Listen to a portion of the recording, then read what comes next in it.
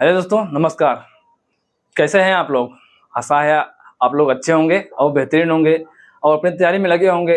आप लोगों की तैयारी को और बेहतर बनाने के लिए हम कॉग्निटिव एग्जाम पे रीजनिंग पढ़ा रहे हैं और रीजनिंग का मॉक टेस्ट पढ़ा रहे हैं। तो मॉक टेस्ट में जितने भी क्वेश्चन लिए गए हैं आज के या जितने भी चल रहे हैं, सब इस टाइम में जो ट्रेंडिंग पैटर्न, जो एग्जाम का पैटर्न है, उसी टाइम के प्रश्न लिए गए हैं। तो हम बहुत ज़्यादा बात न करते हुए शुरुआत करते हैं आज के प्रश्न के माध्यम से प्रश्नों पर चर्चा होती रहेगी और आपसे बातें भी होती रहेंगी। देख रहे हैं ये आपका डायरेक्शन से है और डायरेक्शन से प्रश्नों में क्या होता है, आपको उस बारीकियां जानकारी होना चाहिए। कभी कभी प्रश्नों में बोला जाता है कि जितने भी आप क्या हो दाएं बाएं मुड़ना होता है इसमें, और जितने भी मोड़ होंगे वो आपको 90 डिग्री के ही मुड़ना है। कभी कभी प्रश्नों में लिखा जाता है कि 90 डिग्री में घूमना है, अगर नहीं लिखा गया है फिर भी आपको 90 डिग्री पर घूमना ही घूमना है। प्रश्न क्या बोला गया है, हम शुरुआत करते हैं। रजनी का मुख उत्तर पश्चिम की ओर था। तो इस तरीके से जो है जिस दिशा में चल रहा है, तो पहले हम उसको पैटर्न बना लेते हैं कैसे क्या होता है, तो उसके बाद प्रश्न शुरुआत करते हैं। इसमें नॉर्थ, साउथ, ईस्ट, वेस्ट, ये आपके 4 दिशाएं होंगे और उसमें बोला गया, सभी देख रहे हैं उत्तर पूर्व, दक्षिण पूर्व, इस तरह से बोला गया है, तो हम 4 दिशाओं के और बना लेते हैं। इसका होता है उत्तर पूर्व, ये उत्तर पश्चिम, ये साउथ वेस्ट, साउथ ईस्ट। ये आपको समझने के लिए दिशा निर्देशन में हो गया है। अब शुरुआत करते हैं। प्रश्न में क्या बोला जा रहा है कि रजनी का मुख उत्तर पश्चिम की ओर था, वह 5 मीटर चली है। तो कहाँ है? उत्तर पश्चिम की तरफ मुख था उसका। हम बनाते हैं इसका डायग्राम, यहाँ से शुरुआत करते हैं। उसका मुख कहाँ है? पश्चिम की तरफ, उत्तर पश्चिम की तरफ। तो देख रहे हैं उत्तर पश्चिम की तरफ अर्थात ऊपर की तरफ जा रहा है और 8 मीटर चल रहा है यहाँ पर, ऐसा प्रश्न बोला गया है। अब यहाँ से बोला जा रहा है इसके बाद वह दाएं मुड़ी और 8 मीटर, फिर बाएं मुड़ी, 5 मीटर चलने के बाद फिर बाएं मुड़ी या 3 मीटर चली हुई है।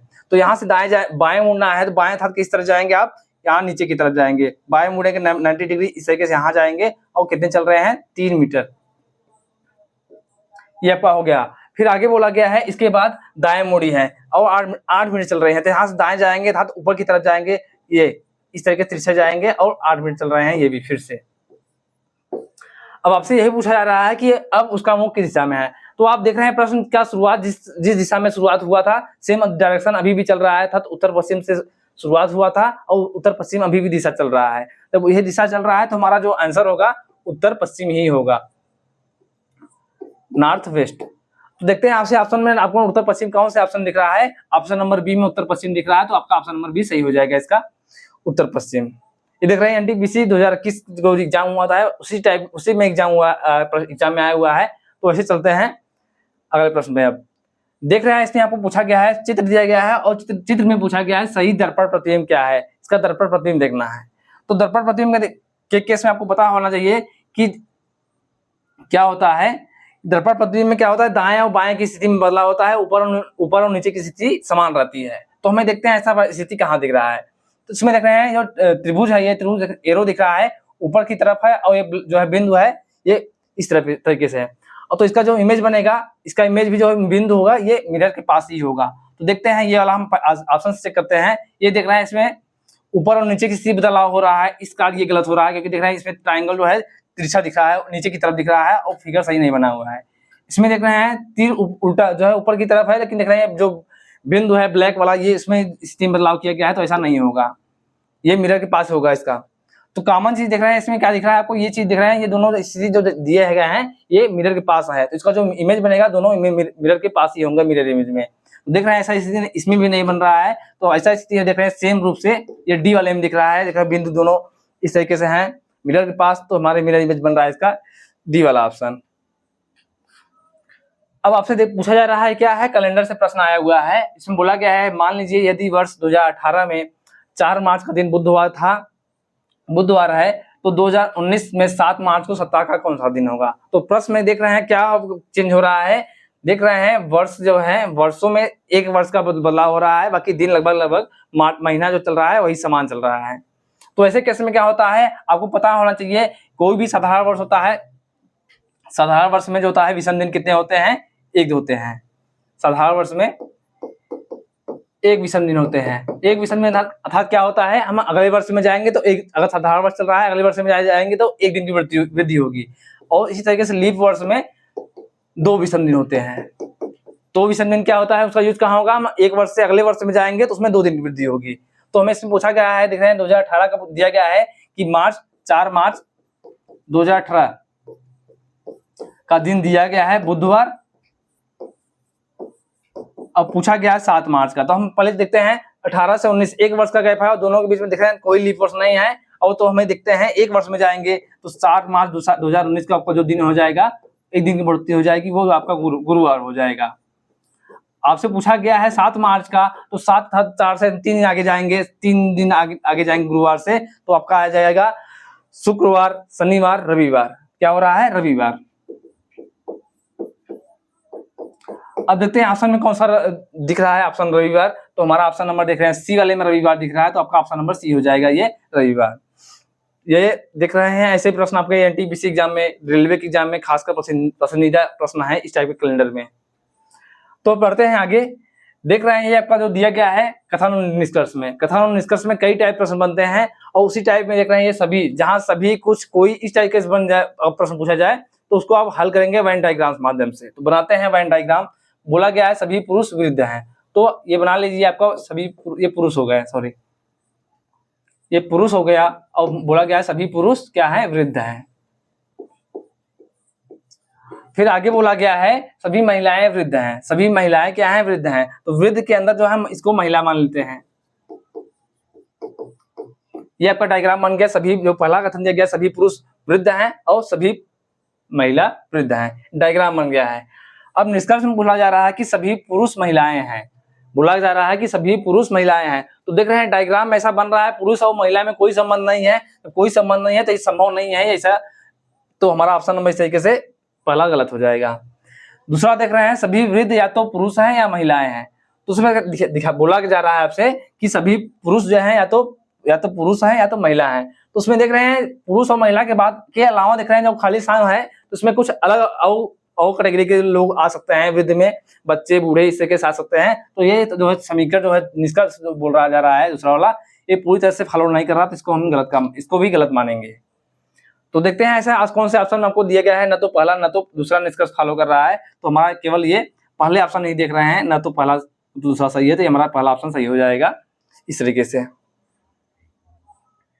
आगे प्रश्न आपसे दिया गया है निम्नलिखित प्रश्न में से कौन सा विकल्प नीचे दिए गए शब्द को सर्वोत्तम ढंग से पूर्ण करेगा। समीकरण दिया जा रहा है कि 7 541 6 7 633 9 और 4 के बाद इस ब्रैकेट में देख रहे हैं खाली स्थान है, प्लस चिन्ह है और प्लस चिन्ह के स्थान पर इन ऑप्शनों में से कौन सा आएगा। तो ऐसे प्रश्नों को क्या होता है, पैटर्न पकड़ना होता है। कितने जल्दी पैटर्न पकड़ लें और पैटर्न जितने जल्दी पकड़ लेंगे उतने जल्दी आप आंसर को रख देंगे। तो पैटर्न को पकड़ते हैं। देख रहे हैं 9 541 6 है, तो हम क्या कर दे जो कि इस तरीके से हमें समीकरण प्राप्त हो जाए। तो सबसे पहले हम क्या करते हैं, ब्रैकेट के जो बाहरी वाले भाग हैं उनको पहले पकड़ते हैं। क्या है, 9 6 है, 9 6 में हम क्या कर दे जो कि हमके जब 541 के लगभग पहुंच जाए। तो देख रहे हैं 54 हमें दिख रहा है, 54 से हमें कुछ न कुछ आपको दिख रहा होगा कि कुछ ऑप्शन मिल जाए। तो अगर हम इनका 9 6 में मल्टीप्लाई कर दें तो हमें 54 प्राप्त हो सकते हैं। अभी ये निश्चित नहीं है पैटर्न, अभी हम चेक कर रहे हैं क्या चल रहा है। 54 हो रहा है और 9 6 का अंतर ले रहे हैं, 3 आ रहा है, तो हम 9 6 का अंतर नहीं लेंगे। 5 और 4 का अंतर लेते हैं तो 1 आ जाएगा। अर्थात क्या कर रहे हैं, जो बाहरी संख्या है उनका मल्टीप्लाई किया, वो आ रही है पहला दूसरा संख्या, बाकी दोनों जो संख्या आ रही है उनका अंतर ले रहे हैं, तीसरी संख्या प्राप्त हो रही है। तो देखते हैं ऐसा पैटर्न दूसरे वाले में फॉलो कर रहा है कि नहीं। देखते हैं 9 7 63, दोनों का मल्टीप्लाई करते हैं तो 63 प्राप्त हो रहा है और दोनों का अंतर लेते हैं, 6 और 3 का अंतर ले रहे हैं, 3 आ रहा है। तो इस तरीके से देख रहे हैं पैटर्न ये फॉलो कर रहा है। इसी पैटर्न के अनुसार हम चलते हैं आगे। जो प्रश्न पूछा गया है 4 और 8 है, इनका मल्टीप्लाई करेंगे तो 32 आएगा। क्या आएगा, 32 आएगा। और 32 है, दोनों का अंतर ले लेंगे, क्या होगा, 3 और 2 का अंतर ले लेंगे, आपका क्या प्राप्त होगा, 1 प्राप्त होगा, जो कि यहाँ इकाई स्थान पर होगा। तो 321 प्राप्त हो रहा है। तो देखते हैं ऐसा ऑप्शन हमें मिल रहा है कि नहीं। अगर नहीं मिल रहा है तो हम दूसरा पैटर्न चेक करेंगे। देख रहे हैं 123 321 मिल रहा है, तो आपका ऑप्शन नंबर देख रहे हैं बी वाला 321 मिल रहा है, तो बी वाला ऑप्शन सही हो जाएगा। तो ऐसे पैटर्न को जितने ज्यादा प्रैक्टिस किए रहेंगे उतने जल्दी आप जो है इसके क्वेश्चन को पकड़ लेंगे।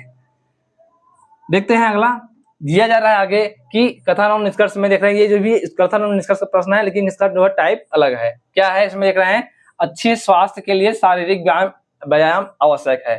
तो ऐसे प्रश्नों में क्या होता है, आपको जो आंसर देना है, क्वेश्चन जो कथन दिया गया है कथन के अनुसार ही सकारात्मक रूप से देना है। तो निष्कर्ष देखते हैं, अनियमित आदतों वाले व्यक्तियों को अस्पताल जाना पड़ता है। दूसरा निष्कर्ष देखते हैं, जॉन 70 वर्ष की आयु में टेनिस खेलता है।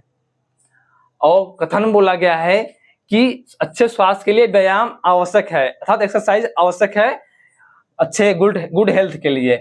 इसमें दिया जा रहा है अनियमित आदतों वाले व्यक्तियों को अस्पताल जाना पड़ता है। तो ऐसे इसके बारे में जो है जिक्र नहीं किया गया है कि जो अनियमित आदत रखेगा वो कंफर्म है कि अस्पताल में जाएगा ही जाएगा। तो इस तरीके से हमारा जो ऑप्शन पहला है, निष्कर्ष पहला है, ये फॉलो नहीं कर रहा है कथन के अनुसार, तो इसको हम गलत मानेंगे। जबकि दूसरा देख रहे हैं, जॉन 70 वर्ष की आयु में टेनिस खेलता है, अर्थात जब टेनिस खेलता है था जो वो भी जो है व्यायाम की कैटेगरी में आता है, तो अर्थात वो स्वस्थ होगा, शारीरिक स्वास्थ्य के लिए आवश्यक है। तो ये बी वाला जो है ऑप्शन आपका सही हो जाएगा, क्योंकि ये एक्सरसाइज कर रहा है, तो एक्सरसाइज जब कर रहा है तो वो शारीरिक स्वास्थ्य के लिए आवश्यक है, और वो भी जो फॉलो कर रहा है। तो देखते हैं ऐसा ऑप्शन कहाँ मिल रहा है कि जो कि केवल दूसरा निष्कर्ष सही है। तो केवल निष्कर्ष दूसरा सही है कौन सा ऑप्शन में, डी वाले में, तो हमारा डी ऑप्शन इसका सही हो जाएगा। बढ़ते हैं इसी तरीके से अगले प्रश्न पे। अब ये दिया जा रहा है, ये भी कथन और निष्कर्ष में प्रश्न है। इसमें बोला जा रहा है कि कथन अब देख रहे हैं इसमें क्या है, नीचे दिए कथनों को ध्यान से पढ़ें। कथनों में दी गई जानकारी को सही मानते हुए बताइए कि इन कथनों का आधार पर कौन सा निष्कर्ष सही है।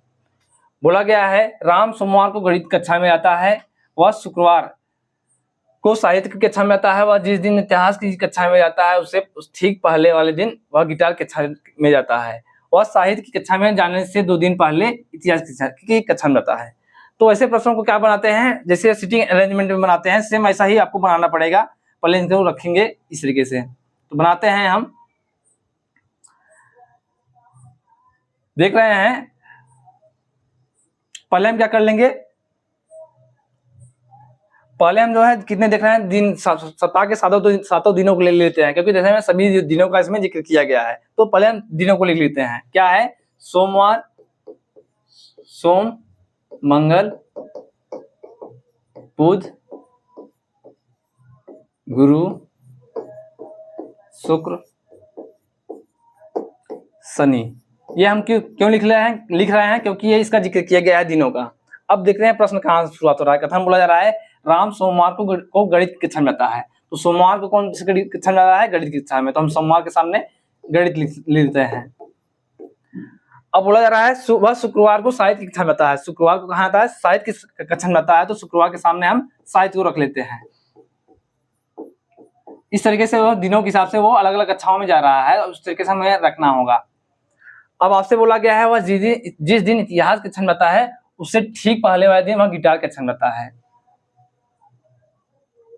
जिस दिन वह, और आगे बढ़ लेते हैं, वह साहित्य कक्षा में जाने से 2 दिन पहले इतिहास कक्षा में आता है। ये देख रहे हैं प्रश्न का क्लू दे रहा है। तीसरे ऑप्शन से कुछ क्लियर नहीं हो रहा था, चौथे ऑप्शन में दिख रहा है कि वह साहित्य कक्षा में जाने से 2 दिन पहले इतिहास कक्षा में जाता है। तो साहित्य देख रहे हैं शुक्रवार जाता है, शुक्रवार से 2 दिन पहले जाएंगे कौन सी कक्षा में जा रहा है, इतिहास कक्षा में। तो ये बुधवार का दिन इतिहास हो रहा है। और आपसे ये भी बोला गया है, इतिहास तीसरा कथन में दिया गया है, वह जिस दिन इतिहास कक्षा में आता है उससे ठीक पहले वाले दिन गिटार कक्षा में आता है। तो इतिहास से पहले वाले दिन मंगलवार को कौन सा कक्षा में जा रहा है, गिटार कक्षा में जा रहा है। ये आपका हो गया है। अब देखते हैं क्या बोला जा रहा है। जिस तरीके से बोला गया था लगभग हो गया है। इसमें राम सोमवार को जा रहा है गणित कक्षा में, वह शुक्रवार को साहित्य में जा रहा है, जिस दिन इतिहास कक्षा में जा रहा है उससे ठीक पहले वाले दिन गिटार जा रहा है, और आगे वह साहित्य कक्षा में जाने से 2 दिन पहले इतिहास कक्षा में जा रहा है। ये देख रहे हैं इस तरीके से सब्जेक्ट आपका बन गया है। अब प्रश्न क्या देख रहे हैं क्या बन रहा है, राम इतिहास कक्षा में शनिवार को जाता है। राम इतिहास कक्षा में शनिवार जाता है। देख रहे हैं इतिहास बुधवार को जा रहा है, तो हमारा ये वाला ऑप्शन इसका गलत हो जा रहा है। राम मंगलवार को गिटार कक्षा में जाता है। राम मंगलवार को गिटार कक्षा में जाता है, तो ऐसा देख रहे हैं फॉलो कर रहा है। राम जो है मंगलवार को गिटार कक्षा में जा रहा है, तो ये वाला निष्कर्ष हमारा सही हो जाएगा, बी वाला। आगे भी देखते हैं, राम रविवार को गिटार की कक्षा में जाता है। राम जब मंगलवार को जाता है तो रविवार को क्यों जाएगा, तो हमारा सी वाला ऑप्शन गलत हो जाएगा इस तरीके से। और राम शनिवार को गिटार कक्षा में जाता है, ये भी देख रहे हैं जब मंगलवार को गिटार कक्षा में जा रहा है, तो शनिवार न तो शनिवार को जाएगा न तो रविवार को, तो इसका ऑप्शन देख रहे हैं कौन सा सही हो रहा है, केवल बी वाला। तो ऐसे प्रश्न आपको बनते हैं, तो ऐसे प्रश्नों को पहले आपने लिखा, दिनों लिख लिया, दिनों लिखने के बाद आपको जो क्वेश्चन जैसे बोला जाए आप रख देंगे, क्वेश्चन बहुत ही आसानी से आप समझ लेंगे और सॉल्व कर लेंगे। कैलेंडर से प्रश्न बोला गया है और उससे एक समान कैलेंडर पूछा गया है। क्या है, 2018 के समान कैलेंडर कौन सा होगा। तो कैलेंडर केस में क्या होता है, अगर आप कोई भी साधारण वर्ष हो, लीप वर्ष के ठीक वर्ष वाला जो दिन होता है वो अगर आपको बता देते हैं क्या हो रहा है। अगर लीप वर्ष के जो है बाद अगर जो वर्ष आता है अर्थात हम क्या बोल सकते हैं, अगर विषम दिन 1 आता है तो वो 6 वर्ष बाद रिपीट होता है। कैलेंडर 6 वर्ष बाद रिपीट होता है साधारण वर्ष के केस में। अगर शेष 2 और 3 आ रहा है तो 11 वर्षों बाद रिपीट होता है कैलेंडर। साधारण वर्ष का कैलेंडर 11 वर्षों बाद रिपीट होगा। और जो साधारण कैलेंडर का रिपीट हमेशा साधारण कैलेंडर ये होगा, आपको ये नोट कर लीजिएगा। बाकी लीप वर्ष में लीप वर्ष का कैलेंडर जो होता है 28 वर्षों बाद रिपीट होता है, 28 वर्ष बाद रिपीट होता है। और लीप वर्ष का कैलेंडर लीप वर्ष ही होगा। साधारण वर्ष का कैलेंडर रिपीट जो होगा साधारण ही वर्ष होगा। तो देख रहे हैं, आपसे देख रहे हैं 2018 का कैलेंडर दिया गया है किस साल समान होगा। तो ऑप्शन के भी ऊपर ध्यान देंगे, जिसमें देख रहे हैं 18 से सभी क्या है, 18 से जितने हैं सब छोटे हैं। अर्थात हम जो है 18 देख रहे हैं, लीप वर्ष से कितने दिन आगे हैं, 4 16, 2 दिन आगे जा रहा है। जो 2 और 3 दिन विषम दिन आ जाए था कितने दिन जाएंगे, 11 वर्ष आगे जाएंगे या 11 वर्ष पीछे जाएंगे। क्योंकि इसमें देख रहे हैं छोटा वर्ष दिया गया था, हम पीछे जाएंगे। 2018 से हम 11 वर्ष पीछे जाएंगे तो क्या प्राप्त होगा आपका, 2018 से 11 वर्ष पीछे जाएंगे तो हमें प्राप्त होगा 2007 का कैलेंडर रिपीट होगा 2018 के समान। तो देखते हैं ऑप्शन में कौन सा, ऑप्शन में अब 2007 दिख रहा है, देख रहे हैं डी वाले ऑप्शन में 2007 दिख रहा है, तो डी वाला ऑप्शन आपका सही हो जाएगा। 2018 के समान कैलेंडर 2007 को प्राप्त होगा। तो अच्छे से आपको कंफ्यूज करने के लिए क्या होता है, जो आगे का वर्ष भी दिया जाता है ऑप्शन में और पीछे का वर्ष भी दिया जाता है। जिस प्रकार से इसमें देख रहे हैं पीछे का वर्ष दिया गया था, तो आप कंफ्यूज ना होइएगा। बस आपको जो नियम है नियम पता होना चाहिए कैसे क्या होता है। ये देख रहे हैं, आपसे बोला जा रहा है कि निम्नलिखित आरेख में वृत्त जो है किसको दर्शा रहा है, पुरुष को, और त्रिभुज मेहनती को दर्शा रहा है, त्रिभुज मेहनती को दर्शा रहा है। और बाकी बोला जा रहा है आयत जो है व्यापारी को दर्शाया जा रहा है, आयत व्यापारी को दर्शा रही है। अब बोला जा रहा है कि आरेख का ध्यानपूर्वक अध्ययन करें, निम्नलिखित प्रश्नों का उत्तर दीजिए। प्रश्न कहाँ दिया गया है, ऐसे कितने पुरुष हैं जो मेहनती होने के साथ साथ व्यापारी भी हैं। तो क्या है, ऐसे कितने पुरुष हैं, पुरुष वाला सेक्शन रख रहे हैं, ये सर्कल है, वृत्त है, जो मेहनती होने के साथ साथ व्यापारी हैं। अर्थात हमें ऐसा ये देखना है जो तीनों को कवर कर रहा है, जो पुरुष भी होना चाहिए, व्यापारी भी होना, मेहनती भी होना चाहिए और व्यापारी भी होना चाहिए। तो देख रहे हैं ऐसा कौन सा जो है अंक है जो तीनों भागों को कवर कर रहा है। तो देख रहे हैं ऐसे में देख रहे हैं 15 और 4 आ रहे हैं। 15 देख रहे हैं तीनों को कवर कर रहा है, जबकि देख रहे हैं 4 जो है मेहनती और पुरुष को बस कवर कर रहा है। इसलिए हम 4 को नहीं लेंगे, केवल 15 को लेंगे। 15 जो ऐसा है जो मेहनती भी है, व्यापारी है और पुरुष तो है ही। तो ऐसा देखते हैं ऑप्शन में कौन सा ऑप्शन में 15 दिख रहा है। तो ऑप्शन नंबर बी में 15 दिख रहा है, तो आपका बी ऑप्शन को क्लिक करके आगे बढ़ जाइए, इसमें कुछ नहीं था। आगे प्रश्न दिया गया है कि एक घड़ी के घंटे को 6 बार बजने में 9 सेकंड का समय लगता है, इसी तरह से घंटे को 10 बार बजने में कितना समय लगेगा। ये देख रहे हैं प्रश्न बढ़िया है। बोला जा रहा है कि घंटे की सुई 6 बार बजने में बोला जा रहा है 6 बार बजने में कितना समय ले रहा है, 9 सेकेंड का। तो हम ऐसे आप एक नियम पढ़े होंगे, पहले हम 1 यूनिट को निकाल लेते हैं। 1 बार बजने में कितना समय लगेगा, 9/6। और आपसे बोला गया है 10 बार बजने में कितना समय लगेगा। तो 10 बार बजने के लिए हम 10 से जो प्रश्न पूछा जाए उससे मल्टीप्लाई करते हैं और जो दिया गया है उसे हम उससे भाग देते हैं। अब इसको हल करते हैं। 3 × 3 = 9, 3 दूना 6 और 2 × 5 = 10। क्या हो रहा है, 3 और 5 प्राप्त हो रहे हैं, अर्थात 15 प्राप्त हो रहे हैं। 15 देखते हैं, ऐसा ऑप्शन दिख रहा है। तो 15 सेकेंड बाद जो है 10 बार बजने में समय लगेगा 15 सेकेंड का। बढ़िया प्रश्न था। बढ़ते हैं आगे। देख रहे हैं घन से प्रश्न दिया गया है और ये दिया गया है फिगर कि घन का जो खुला रूप दिया गया है, ओपन डाइस दिया गया है, और आपको इन घनों को देख करके कौन सा घन बनाया जाता है, बंद पासा बंद या घन कौन सा बनाया जा सकता है। तो ऐसे प्रश्नों का क्या करते हैं आप, ऑप्शन से चेक करते हैं।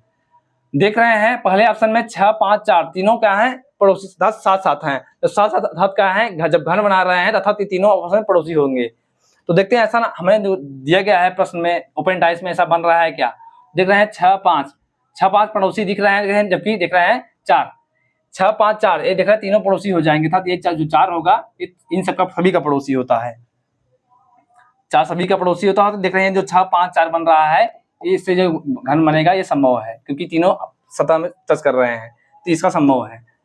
आगे चेक कर लेते हैं हम 6 2 5 6 2 5 देख रहे हैं, 6 और 2 देख रहे हैं पड़ोसी होगा। ये जो डाइस है, डाइस को बंद करेंगे तो दो है ओवरलैप करके इसके पड़ोसी हो जाएगा, तो 6 और 2 पड़ोसी होंगे हो जाएंगे।